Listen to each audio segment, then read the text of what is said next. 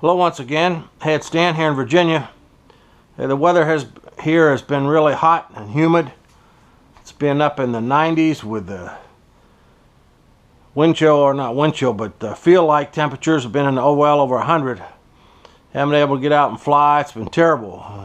Anyway, not to despair, I made me really thankful for my little air-conditioned workshop down here in Man Cave. So I've been down here building another airplane. What you see here is called the Flite Test Bloody Baron. There's a group of guys at our club that they do this combat flying with you take a plane and you put a little ribbon on the back, and on top of that ribbon you tie about a 10-foot length of paper mache, and you all take off 4 or 5 at once. You go up. I'm sure a lot of you know what I'm talking about, but they time you for 4 minutes. While you're up there, you're diving and weaving and spinning around. You're trying to clip the tail off the other guy's airplane. But as you can imagine, in the mayhem, there's quite a few wrecks.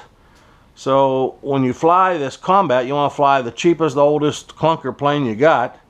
You don't want to fly a good plane. Well, I didn't have any real planes I wanted to sacrifice to the crash gods. I just flew my old Sport Cub. I've had it for a long time, and yeah, I'm so attached to it. I hate to give it up. I tried to sell it. Nobody wants to buy it, so I can't sell it anyway. So I flew it. It flew fine, but it doesn't have the maneuverability that most guys have. Most guys fly planes like this. This is a Flite Test airplane, and it's made out of basically foam board like you buy at the Dollar Tree store. Now, Flite Test has their own proprietary foam board. It has a little bit better covering on there, but this plane here, the kit for this plane cost $28. Now, I did go ahead and pop for the power pod, which is the motor and the propeller and the servos and the control rods and the horns. I popped for that, which is extra, and I bought the Power Pack C, which is a more powerful. This has a 1200 kV motor, has a bigger prop. This is a 10 by 4.5 prop, and so it's supposed to be a little zippier than a standard Power Pack. But this plane should be a great combat plane. It's supposed to be very quick, very agile, and it should fly much like the good old Crazy Wing, or you see over there on the wall, except this has a rudder. This has a rudder, so you can really crank it around with the rudder besides the ailerons. So anyway, just a couple things about the plane. Introduction. You get a nice sheet here. This plane has been produced by Dan and Keegan Sponholtz. They are what they call part of the community series at E-Flite. They took an E-Flite plane and sort of modified it into this. It's a father and son flying team. They're flying this combat flying, and once you get into it, it's like candy or like drugs or something. You get hooked on it. I've only flown it once, and I did pretty good with the old Sport Cub. I didn't win anything, but I survived. I didn't get demolished. So I said, I got to get a real combat airplane. So here it is. It's called the Bloody Baron, and the Bloody Baron, it tells you on the specs. It has a 1200 kV motor. It has a wingspan of, let's see, what is it, 29 inches. And it says it's supposed to weigh 10.7 ounces. Well, I don't know about them, but I get carried away. You can see this paint job I did on here. This is Krylon Red, fast drying enamel from good old Lowe's, I guess it was, or Home Depot. I don't know which store it was. But I must have put a half a can on there, because this airplane, now that I've got it built, mine weighs almost a pound. So I added over between the glue. I probably went heavy on the glue, heavy on the paint, and maybe the decals. Anyway, this plane is 5 ounces overweight. I don't know. It may not even fly, but it sure looks good. So anyway, you get the plans. It's the first one I built. You just punch them out. Like I said, total with the Power Pack kit and the cardboard punch out kit, I got about, plus shipping, I think I got $112 in it. So, you know, I don't want to throw it away the first flight, but if it crashes, it crashes, you know. You can't do anything with it. This is all glued. The whole wing area down here is hot. Everything's hot melt glue. There's no screws. There's no CA cement. Hot melt glued on these horns here. They tell you to use hot melt glue, but I like epoxy, so I put epoxy on those. Epoxy on this one. Really hold them in. On the bottom, you can see you have to build it with a long strip of Velcro, and you stick the battery. It flies on a 2200 zippy battery. Well, any 2200, but you put it right there, and you fold these wires back and you plug them in, and away you go. Now, the only thing I can say about this is that, take a look, you know, when you're coming in to land this thing, guess what you're landing on?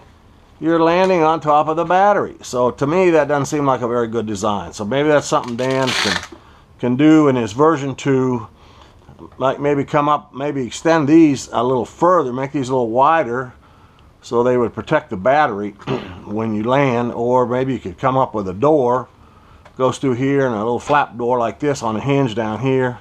Anyway, lots of things you could do. But I took it to the field today and was going to maiden it, but I got up there, and honest to gosh, the winds are usually, whatever they say here at the house, they say 5 or 6, you get up the field, they're 0. Today it said 5 or 6 at the field. I got up there, they were 8 to 10. So I flew the Maul, which is another story. I flew it on skis and crashed in the lake and ripped the pontoons off it and fried the tipped it over, and the ESC fried, so I had to replace it. Anyway, that's another story, but I'm sort of maiden the Maul again. So it's back flying. But I'm anxious to fly this thing. I may try it maybe later on this week. These decals don't come with it. You have to print those off the internet. You have to take 3M spray adhesive, spray it on the back, and you put it on here, and you very carefully push it down. Same thing here. All these things, the only thing you get with it, you get this little, they call it the Flite Test gremlin, and you get this little circular thing here. I didn't know what to do with them, so I just sort of eyeballed them, centered them up, put them on there. This little air scoop goes down, and this is what they call swappable. I'm sure some of you built their planes before, but this whole power pod, you pull this pin out, and this power pod comes out, and you can put it in some of their other airplanes. It's really a neat concept. So even if you wreck this, and decide not to build it, you can get another one. A guy at the field says, oh, well, you want to get the Spitfire. So I don't know, if I wreck this one, I'll get the Spitfire. But one thing I did find in the plans, a little bit of a discrepancy. Right away, this sheet tells you that the center of gravity on this thing is 2.5 inches back from the leading edge of the wing. Well, this is a little unusual. Like the mother planes, right here on the wing, they actually have an X. It's cut. Now I put my little sticky things over here from Hobby King, little CG things, but right there, that's not 2.5 inches. It's 2.3 inches back from the wing. Now it tells you that correctly on the printed out plans. You print this out, it tells you right there, 2.3 inches on the center of gravity. But other than that, it's instructions is pretty easy to build. Did take a while because the first one I built probably took me a day and a half with the painting and the masking and this and that. And they tell you to really dial it down. The ailerons, elevator, and rudder throws. They give you a little gauge, a flex gauge you put on there. Put in Expo, 30% on everything, and you take the low rates down to a 20-degree deflection on all the control surfaces. It's kind of interesting. They do use just one servo. These servos, they got the E-Flite name on them, but they're actually Emax servos. They make them for them, and I've used Emax servos before. They're very good. It's an Emax motor. They're very good. So this little push me pull you, these rods are pretty thin, but you know, one goes up, one goes down, and but the same thing on the rudder down here. the wires are a little long. They do have some things where you can pin them down a little, like a straw, and run them through, but I didn't like that, so I didn't do it. So maybe it's a mistake. But anyway, there she is. I had a Dubro spinner. This is a 2 1/4 inch Dubro spinner on the front. I like spinners, and I like Dubro spinners. They make the best. If you're going to have a plastic spinner, Dubro's the one to get. So I think it looks pretty good. It looks like the one that Dan Swanholtz, the guy who designed it, looks like his. I think he's got the same thing. So anyway, that's the Bloody Baron. She's supposed to be a ball to fly. And I'm looking forward to getting her out, and I'll give you a report back. And we'll see how she does. So anyway, that's all for now out here.